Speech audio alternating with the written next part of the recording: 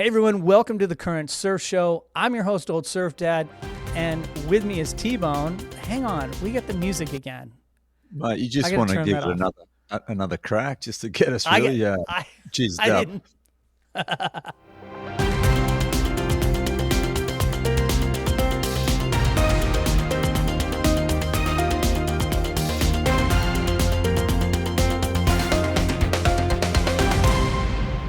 The big news was obviously John John Florence is leaving the tour. T-Bone reaction. Mate, I wasn't shocked. Like when I saw it, when I heard the news, I wasn't shocked at all. I just think John, he's such a legend, and you could see him doing this. Like I think with Florence Marine, his brother, everyone's sort of joining into one. It just sort of fits the brand. Not only did I think it's a personal decision, I think it's a bit of a business decision as well.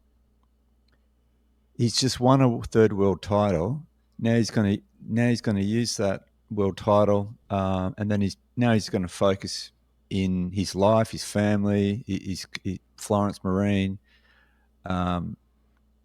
I love how he just does what he wants to do. And it's going to be exciting. I can't wait to see what he brings. And mate, Slab Tour, come on, Slab Tour 2025. Yeah. Just frothing. Nate Florence, Slab Tour commissioner, his brother, contest director. Bring on the Slab Tour. It's going to be exciting to see what those Florence brothers do this year. So exciting. And for all the disappointment that you may have for the WSL competition this year, for the finals, we know Gabriel Medina went out. Those two would not only be your Lexus Pipe Pro fantasy picks in Tier A, but you would count them in the finals, and that would have been amazing. And the WSL lost both of them, big blow, man, within a matter of 10 days. And you just nailed it right there, T-Bone. I feel all of that. And I think the only thing I would expand on is say that I'm so excited to see the films that he's going to create. His filmer, Eric, I think it's Knudsen or Knudsen. I don't know how you say it, but it's Eric. Eric is really talented, and he puts together these little edits along the way during the tour. But when he has full time to put movies together, I cannot wait to see those. And to see John be free is so exciting for me. For everything I lose in watching the competition, it's so exciting. And one last thing is the fact that Pipeline, the forecast does not look great. And we're going to get into that later. We're, in fact, recording 3 shows today, and this is the first of 3. And you'll be able to see those in the link in the description, and also at the end of the video, you can click to the next one. But what is a bummer is that it's a small forecast. However, John's going to get to say, hey, there's waves, or actually Nathan's going to go, hey, there's waves in New Zealand. It's pumping. Let's go. And they're going to be able to hit and split. And by the way, I am picking Nathan Florence as my Slab Tour power surfer. That's a must. Hey, can you imagine if the tour just has a run of terrible waves, and then you've got the Florence brothers just with maybe the GOAT might jump on the Slab Tour. Well, that brings up the next slide here. Check this out. After John posted that, and these are out of order, but at the very beginning of the comments, it was Gabriel Medina, and he says, I'll come join a surf trip with you. And then right after that was Nathan Florence going, Slab Tour 2025 is on, with a little fire emoji. Can you imagine those two in insane waves going back-to-back barrels? That's what everybody wants to see in the CT. That's what everyone wants to see in competition. But it's more easily created when you have waves, when you go and there's going to be surf. Mate, think about what a massive blow it is to the WSL losing Medina first with an injury, and now John's pulling out. That's huge, Like they're two massive draw cards. Probably the biggest. They're the biggest, But John Florence, he's like the surfer of the people, Yeah. I think every average Joe surfer can relate to John Florence because he's such a humble human, and he's just the stuff he's doing. Yep. And now he's going traveling, sailing around the world with his brothers. He's just a pure surfer. Surfer of the people. Old John is.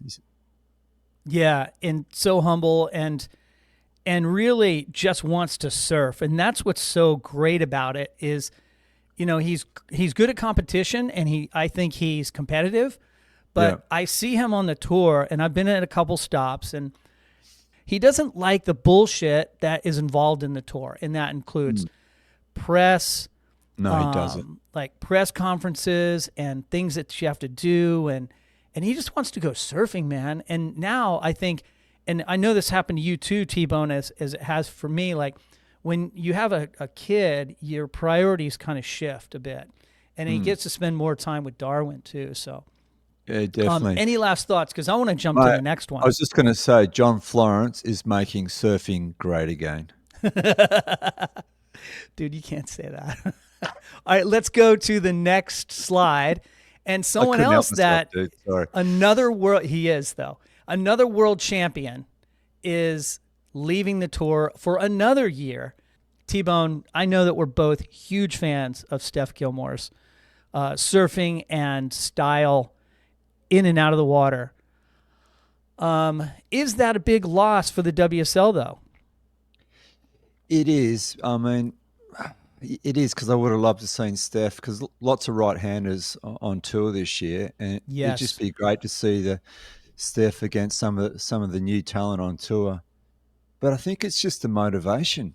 At the end of when Steph did retire, you could see the motivation just not there. Eight world titles. She's got a very long-term contract with Rip Curl. She's got money coming in and traveling the world. How do you keep the motivation? And she gets to go surfing on Rip Curl's dime. She's got the best of both worlds. And this brings me to this question for both John and Steph. And I want to hear from you in the comments on this one. Will they return in 2026? Yes, good question, mate. I think John will. Steph, I'm not sure. It's almost she's going to go down the Tom Curran path and just be an enigma. Well said. I think it would not surprise me, just as it didn't completely surprise me, as you said, when John left. It would not surprise me if he never came back. Between business and free surfing and family, there's not a lot of motivation there. He's got 3 world titles. Is a fourth going to do anything for him? I don't think so. It would tie him with Mark Richards. If that's all he's surfing for, he's financially set, dude, and it helps his brand to continue. His brand's going to take off, man. Yeah, I think it's going to help his brand not being on tour and give him more time to, as you said, explore. And Steph, she's going to help Rip Curl. I think she's better being a free surfer. And we're going to watch edits like laser breathing dragons. Exactly.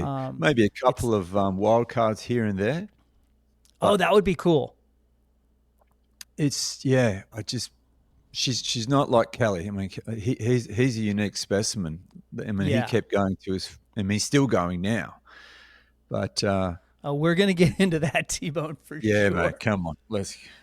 I think so. I want to move on. There was something else, something I left there. I had one quick thing to say. Yes, mate. Please do. The Slab Tour, they should replace the Challenger Series with the Slab Series, and that's the qualification onto the CT.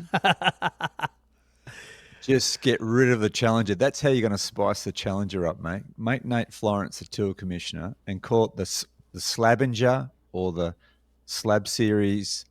That's your pathway to the CT. Well, it's genius, and that's why you all listen to the Current Surf Show. And I'm going to tell you, if you take some of those Slab Tour events and put them on the CT as well, now we're talking. And, you There know, we go.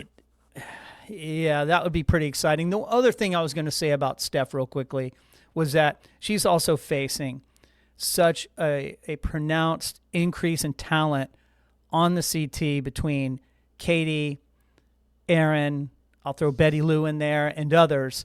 I just don't see her with a real valid reason to come back. But I want to hear from you guys in the comments. And let's move on. We have other injuries. And here are 3 injuries. Joanne DeFay has some kind of lingering injury. She wasn't specific about it, but she's only out for Pipeline. She will be back for Abu Dhabi.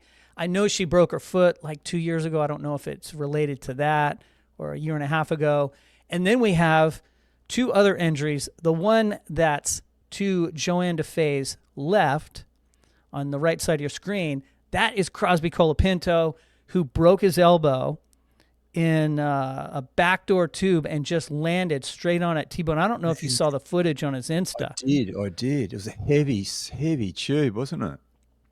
Yeah, and I've shot water photography in that section in there. And dude, when a set comes, you're 1 second you're swimming, and the next second you're like in knee to waist high water, standing there with your camera, just horrified as all the water draws off. And the second or third wave, oftentimes, that had just an empty, the barrel had dry reef that he fell right on his elbow. So, and you saw the size of that barrel. That was a double overhead and solid. Yeah. Just thick and thick and shallow and nasty. Yeah, so that's a bummer, man. That's a bummer. He's having surgery, or he had surgery already. He'll be back. He's saying he'll be back by Portugal. Okay. And probably no later than El Salvador, which is after that in April. And then the next one is not a C-tier, but we love him as part of the WSL. That right there is Strider Wazlewski's wrist, dude. Did you see this? No, I mean, I remember you messaged me about it. So, yeah, someone ran into him on the slopes, huh? Was it you, T-Bone? It wasn't T-Bone. I did not take out Strider Wazlewski. I was not at Mammoth Mountain. That was my first thought, because I know you're just getting into snowboarding and you're hooked. You're hooked, mate. I'm hooked. But somebody ran into Strider, and he's got like 11 screws and a plate in his wrist, and we wish him a speedy recovery. Get over to his Instagram and give him a get well soon message. So the 5 injuries would be then, if I was to read them out, or the 5 people missing from Pipeline are going to be Joanne DeFay, Steph Gilmore, John Florence, Gabriel Medina, and Crosby Colapinto. What a significant impact to the WSL as we start this season. And the funny thing about it, T-Bone, it's huge. And I'm still kind of excited about it because there are other surfers, but it kind of took a little bit of the wind out of my sails. But not as much as the upcoming surf report in our next video. Where do you see that? Hey, dude, but one quick question. With Crosby Kohler being injured just for a couple of events, does that put him in danger of facing the cut? It certainly does.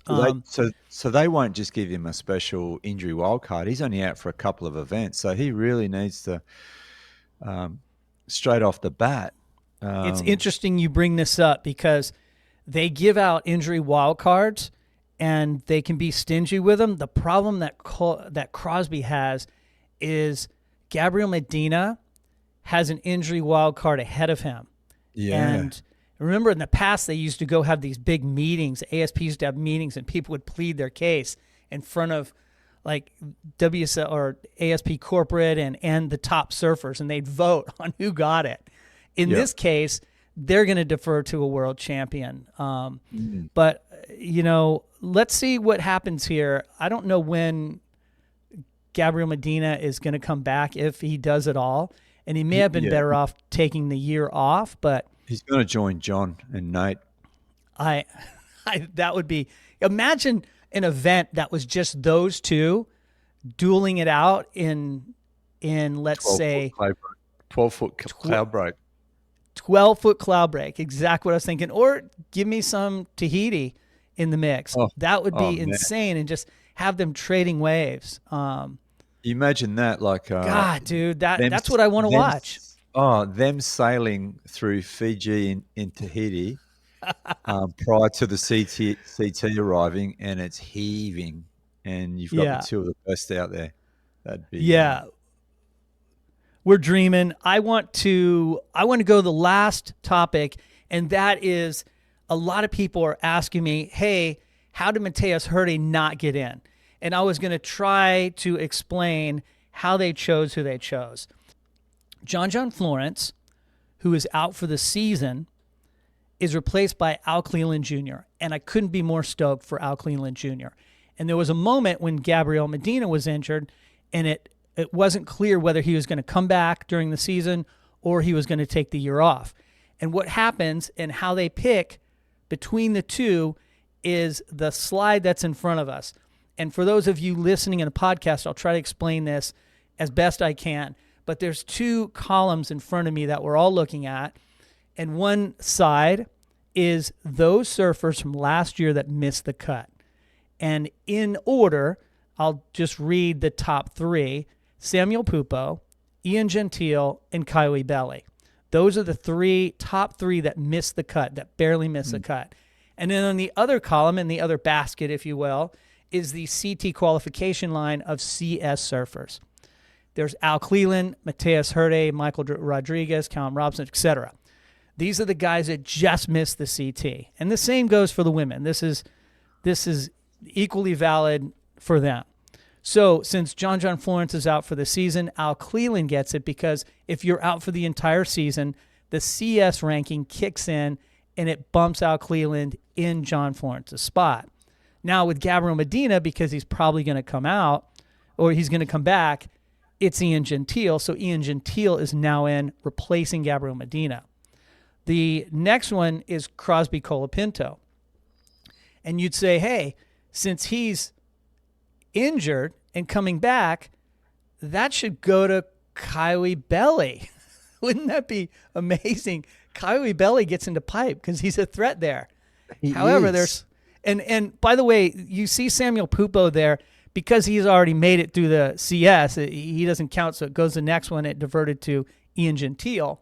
And then can you imagine Kaiwi Belly got in? But because there's a rule about having a Hawaiian surfer in pipe, which is fair enough, the highest ranking surfer, or the highest ranking surfer that didn't make the cut, was Eli Hanneman. Down there you can see him at number 31. So Eli Hanneman takes Crosby Colapinto's place, and that is why Mateus Herdy didn't get in. Now, if somebody said at the beginning of the season, I'm not going to go as well as John John, if, let's say, take a surfer, let's say Filipe decided not to come back for another year, then Mateus Herdy would have been in. So I know that's probably not what you want to have happen, a lot of you Mateus Herdy fans out there, but it does finally make a little bit of sense what the WSL is doing. Now we get into wild cards and it goes crazy, and I'll just cover these real quickly. The two wild cards for this event are Lakey Peterson, who has a season wild card from last year because she was the first in the cut line, okay? And then the other local wild card is Moana Jones-Wong. And we'll get into the picks and fantasy stats and all that in the next two videos. And then finally, the wild card that we've all been waiting for, and T-Bone, save your excitement till we get to our picks. But Okay, Kelly Slater, but the GOAT is back. And he's so back. And as is Joao Chianca with the injury wild card, and Filipe Toledo. So hopefully that brings you up to date. Hey, T-Bone, any other thoughts before we shut this one down and get into some what? We're going to get into a Lexus Pipe Pro preview. Mate, thanks for breaking that down, dude, because that's like a mathematical formula Albert Einstein couldn't work out, but OSD did, so well done, mate.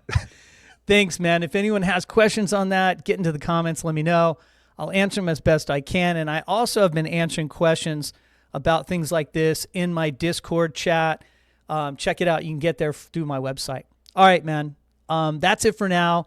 There is a video on the screen that you can click on and go to our next video, or you can check it in the description below. Thanks for watching. See you on the Slab Tour.